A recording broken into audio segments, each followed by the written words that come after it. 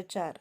शब्दसमूहांचा मराठी भाषेत वाक्यात वापर करताना त्यांच्या नेहमीच्या अर्थापेक्षा वेगळ्या व विशिष्ट अर्थाने भाषेत रूढ झालेल्या शब्दसमूहास वाक्प्रचार अथवा भाषेतील संप्रदाय असे म्हणतात.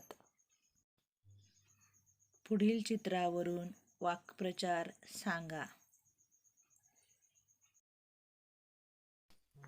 उंटावरून शेळ्या हाकणे म्हणजेच कार्य न करता सूचना करणे. अगदी बरोबर. आता याच वाक्प्रचाराचा आपण वाक्यात उपयोग कसा करायचा ते पाहूयात. उंटावरून शेळ्या हाकणे सोपे असते. वाळू किती तापली आहे हे पाहायला वाळवंटात अनवाणी पायाने चालावे लागते. खालील वाक्प्रचारांचा वाक्यात उपयोग करा.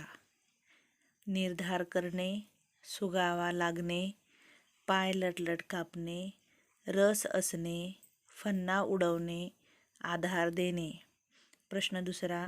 पुढील वाक्यात योग्य वाक्यप्रचार लिहून वाक्य पूर्ण करा. शिष्यवृत्ती परीक्षेत पहिला क्रमांक मिळवल्यामुळे सविताचे सर्वांनी गाळलेली जागा.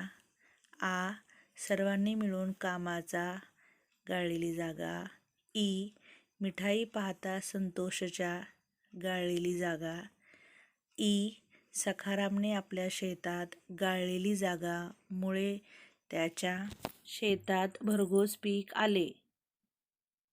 शरीराच्या अवयवावरून असलेल्या वाक्प्रचारांची यादी करा. 2. तुम्हाला आवडणारी एक गोष्ट वाचा व त्यातील वाक्प्रचार शोधून त्याची यादी करा.